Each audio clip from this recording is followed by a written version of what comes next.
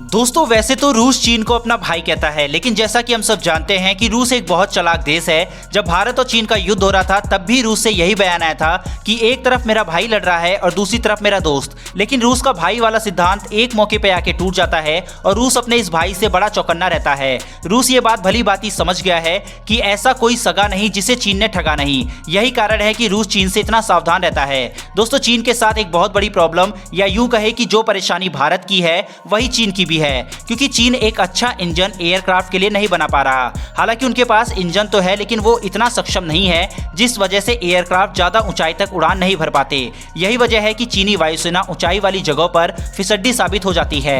उनके पास जितने भी एयरक्राफ्ट हैं उनमें रूसी इंजन लगा हुआ है और रूसी इंजन का विक्रेता चीन है। हालांकि चीन ने काफी कोशिश की इन्हें बनाने की, लेकिन उसको उतना उन्नत वो नहीं बना पाया। ऐसे में जिस तरह से युद्ध के हालात इस समय बन रहे हैं, चीन को रूसी इंजनों की याद आ रही है। यही कारण है कि आज चीन पहली बार रूस की आलोचना करता हुआ दिख रहा है। चीनी एक्सपर्ट्स ये कह रहे हैं कि रूस ने चीन को टर्बो इंजन और ऐसी कई टेक्नोलॉजी पहले तो दी नहीं, और दूसरा नहीं देने के लिए बाधा भी खड़ी की। वैसे दोस्तों इस समय चीन की तरफ से इस तरह के बयानों से ये समझा जा रहा है कि चीन रूस पर दबाव बनाने की कोशिश कर रहा है, क्योंकि रूस के राष्ट्रपति पुतिन भारत दौरे पर आ रहे हैं। ऐसे में चीन रूस को ये याद दिलाना चाह रहा है कि उसने हमारे साथ कोई खास डील नहीं की, तो कहीं भारत के साथ ना कर लेना। ये चीन का डर ही दिखा रहा है। वहीं दूसरी तरफ चीन के लिए एक के बाद एक कई बुरी खबर निकल कर आ रही है। चीन अब लगातार सीमा पर ड्रोन की पूरी सेना की तैनाती कर रहा है। जब से अर्मीनिया अजरबैजान के युद्ध में ड्रोन सेना की ताकत देखी गई है, तभी से चीन के तेवर भी ड्रोन को लेकर काफी अलग हो गए हैं। चीन ने अब यही मान लिया है कि युद्ध में यही हथियार होगा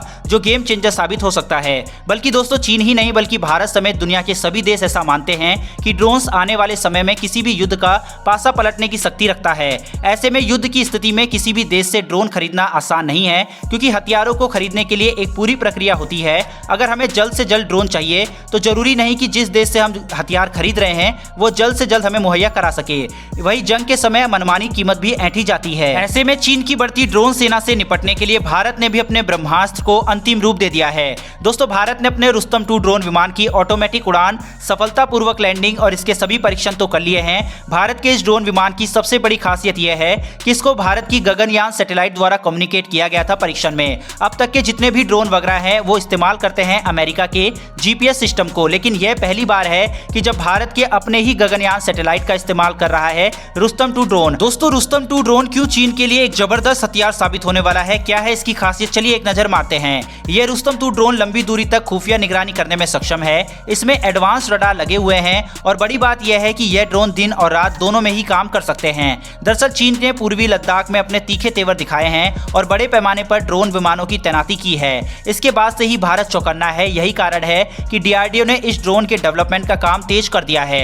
दोस्तों अब रुस्तम 2 ड्रोन 16,000 फीट की ऊंचाई पर लगातार 8 घंटे से ज्यादा समय तक उड़ान भर सकता है। यह ड्रोन 26,000 फीट की ऊंचाई पर जल्द ही उड़ान भरेगा। इसके लिए तेजी से काम चल रहा है। इसके साथ ही 8 घंटे से बढ़ाकर इसे 18 घंटे तक फ्लाइट टाइम करने पर भी काम चल रहा है। वहीं दूसरी सबसे बड़ी बात रुस्तम 2 के साथ यह है कि रुस्तम 2 मिशन के हिसाब से अलग अलग पेलोड ले जा सकता है। अब ये अपने साथ जो भी सामान लेकर जाएगा उसमें synthetic aperture radar, electronic intelligence system, इन सभी को लेकर ये जा सकेगा।